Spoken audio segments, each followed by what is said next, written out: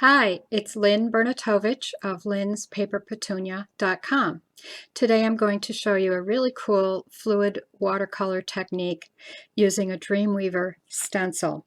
It's number DWLL3037. And all I'm going to do is trace the stencil onto watercolor paper. Today I've used Tim Holtz Distress watercolor cardstock. I like it because it's already cut in the A2 size and it's quick and easy for me to just grab and go.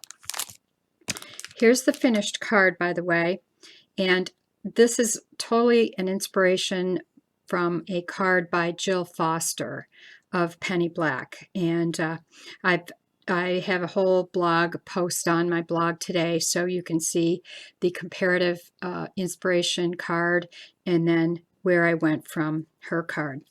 All right, I'm going to set this card aside and show you that I've already traced onto watercolor paper at an angle, and now I'm done with this stencil. It's just going to be set aside. And with stencils, Dreamweaver stencils, there's spaces here, and that's called a bridge. And as you can see in my finished card, that bridge is gone. What I did was simply mix paint in between, and if you look real closely, you can see that bridge is still there, but it's gone for the purpose of the painted card. All right, so I'm using pretty much a wet-on-wet technique. I'm just going to take my number 8 brush and wet one of these wings. Seems to be, I have paint on my brush, but that's okay. And then I'm using Koi watercolors, and I'm going to also wet the watercolor, and you can see that here in a second. And then I'm just dropping paint into my wing, and it's just, I'm just going to let it spread and mix around. I'm not really thinking about too much right now as far as other than just laying down paint. Then I'll just go to the other wing, do the same thing, wet the paper, and then go into my paint. I tend to like turning my card, my watercolor paper as I'm working. For the purpose of this video, I probably won't do that, but I don't mind turning the card and letting the paint flow and kind of move out to the edges. All right, so then we move to the bottom wing here. Same thing. I'm going to just throw some paint on there. This is just a background. I'm trying to get started. It's really so far from the finished butterfly at this point. And then let's do the last wing.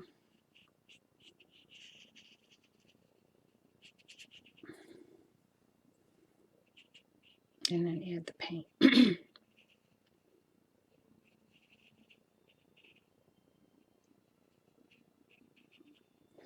And then I might go into that bridge and start covering that up a little bit here while the paint is still wet. And also what I'm going to do is, you see his body is just kind of floating here. I'm going to move my paint, my wing color closer to the body of the butterfly. I know that's not called his body, but I don't remember that term right now.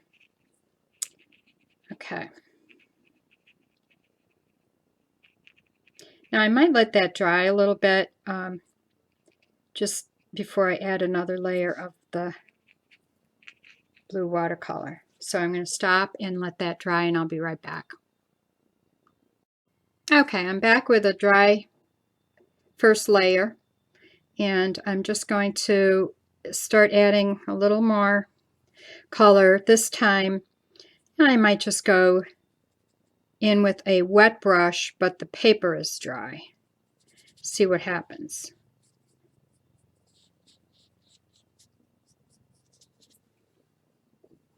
I'm going to add a little more water to the color and spread this out. And then I'll go to the other side. Do that. Kind of working at the side here, so it's a little awkward. Add a little more water.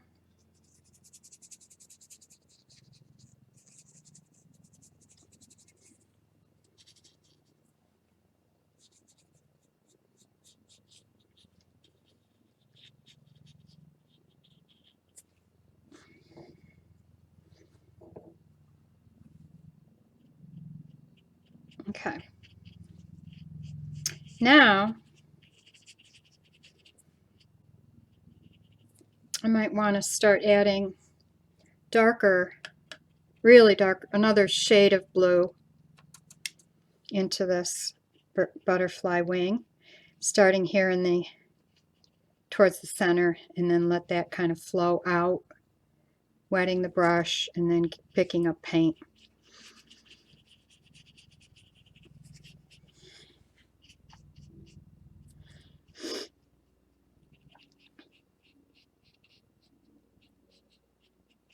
I mean, it's not an exact anything, nothing's exact here at all. This is what I love about it. And it's just a free-flowing process. If you like more of a stricter painting process, this may not be for you, but I would recommend trying it anyway. You never know. Trying something new is always good. All right, now I'm going to, and the paint is still wet, come in with some, maybe some green. Might check that color on my palette here first. Probably can't see me doing that, but all right, come in with some green and let that just flow in, move around.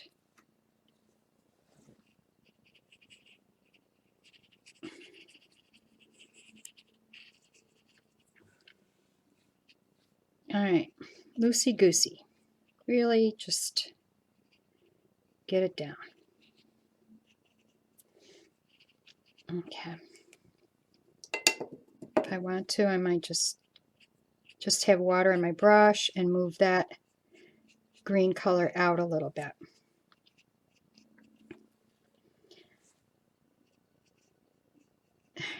Now, I'm going to do the body, and that's just in a black paint, and let me get a napkin here to, I don't want a really wet brush for this part, but I'm just going to drop some black paint in here in the middle. And if it bleeds into the wet blue-green area of the wing, I'm not going to care at all. It's again a loose effect.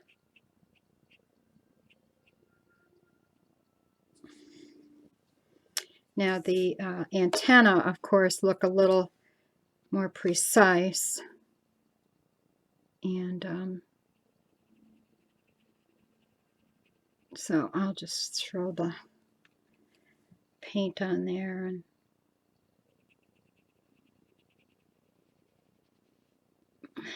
let it go. Not doing a lot of fluid on those antennae.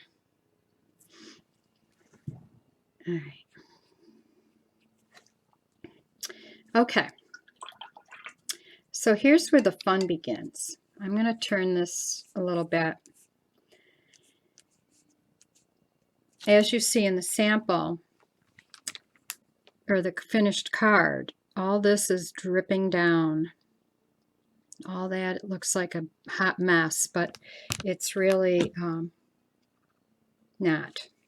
It's on purpose. And I'm going to take probably the darker of the two blues that I've used just now. And I've put a little bit of water in my brush, and I'm just putting some blue right here along the outside edge of the butterfly. And now I'm going to rinse my brush just a little bit. And I am, whoops, I'm shaking a little bit. I am putting water and letting the water just kind of grab the edge of that wet paint. And I might have to lift the card up. And then I'm just going to let that drip down. I'm kind of forcing the drips drip down. And you can leave a short drippage look, or as you see on the sample, I took the drip all the way down to the end of the card. So I'm going back to do another section. I think it's easier to do just a few sections at a time of this drip process, so you keep the paint nice and wet. And then here we go, letting that just kind of dab the water into that paint and let it drip. I might add some more water here just to, I have no idea, you know, I'm not thinking about what I am achieving really. I'm just letting this color kind of just go where it wants. But the idea is to get the dark edge going first, and then let stuff drip down. Now this, the body, this is kind of cool.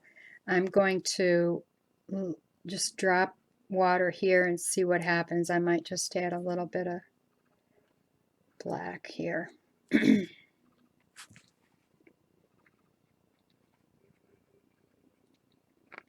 let that drip. More water.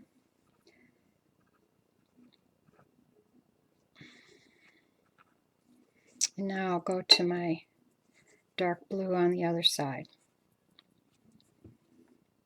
Okay, so I think you're getting the idea. And now what I can do is show you, I may not be able to finish this card for the video, but I can see how I'm just tapping and pouncing, and you know, it's really whatever I feel like. But the drippage is really letting it do whatever it wants. So I'm pushing it around a little bit, forcing it around. I might add a little more dark here. But because now the paper's nice and wet, you know, you're getting that really pretty waterfall effect, watercolor effect here. All right. Now I've got that. I don't care for that right there, but okay. Now you see on the card sample, I have this tannish ochre color, and that is this color on the Koi palette, and I'm going to throw that in also while the paint is still wet. Well, let's try over here. And if it blends in, all the better with the other color blue. If it, you know, I don't mind. I might put some here, and maybe add some here. Just let that mix.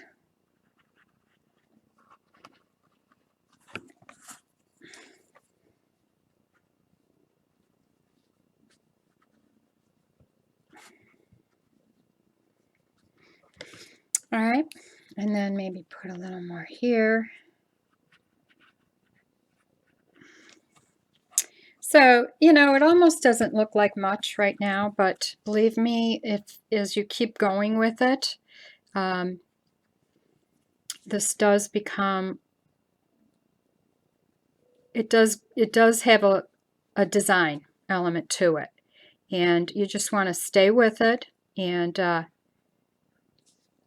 try not to say, oh God, this looks like heck, looks like crap. You don't want to say that, because this is not finished. It's just plain not finished yet. So now what I did, after I added in these kind of orangey element, I had an orange here on my palette, right? This orange on the Koi palette is what I use. I'm going to go back, because now I don't want all this white showing on the card. So now I want to go in and just create a nice wash. I might put some of this color on my mixing palette. And then I'm just going to start washing, just adding wash. See how it's just so light now? And I'm just going around with this background, and then I'm going to fill that in as my kind of the lightest color here. If I think it's not light enough, I'm just going to add water and blend it out. This is the fluid portion. I'm going to stop the video at the moment. All right, I'm back. The phone rang there for a moment, so didn't plan on that happening. So I'm just going back in and adding some of the background color, washing it out with water. Just basically, I'm just scribbling it on here with water. And see, I have some blue on my brush, but that washes, that just washes right out. It doesn't hurt the look of the card. All right, and then I'm going to turn it this way for the color up top, to add the color up top here. And I'll just, and if it bleeds a little, I'm totally fine with that, because again, it's part of the loose watercolor feeling to this card.